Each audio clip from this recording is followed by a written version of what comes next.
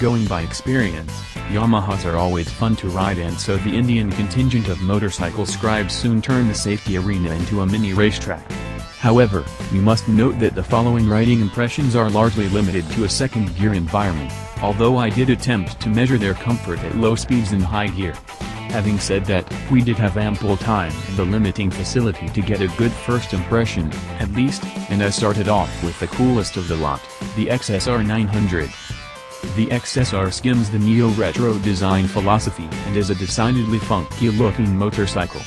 The name has its roots in the 1968 XS650, which later evolved into the XS400 and also an XS11.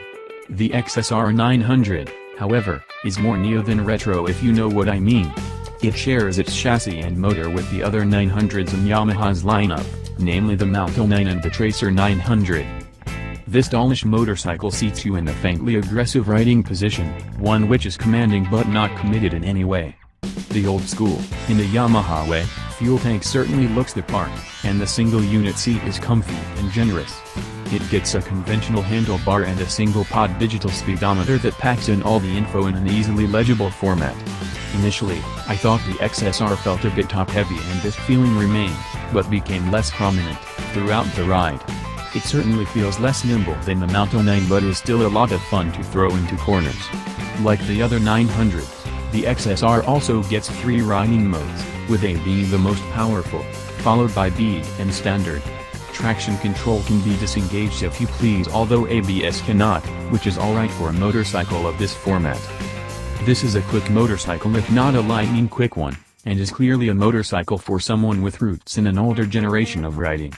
In other words, this is a fast, modern machine that will appeal to those interested in neither matic reactions nor futuristic styling, and this tribe is a growing number, I think. It's powered by an 847cc, inline triple with liquid cooling and dock, the same format in the other 900s I sampled. From what I attempted to gauge, you can ride this motorcycle at 50 km/h in 6th gear if you like, and accelerating from that point is gradual but possible.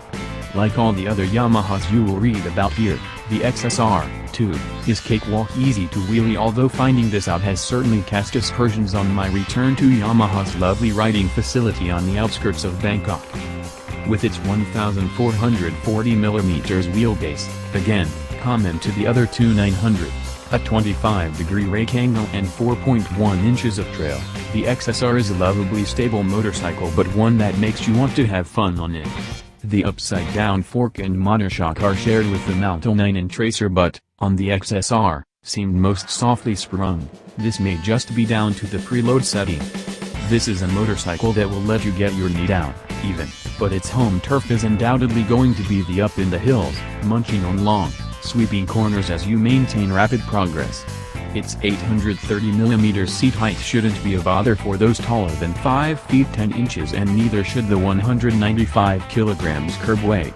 With a 14-liter fuel tank, the XSR should also prove to be an able long-distance motorcycle. Overall, the XSR is a very likable motorcycle. It's more expensive, even if by a negligible margin, than the Mountain 9, which you just cannot turn down for its appeal.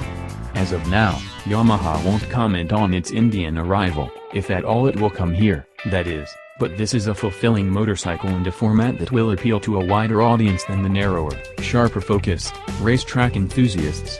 It won't come Triumph, Kawasaki cheap, of course, and you can expect it to be launched at Rs 11.5 Lock, X showroom, being a CBU import from Japan.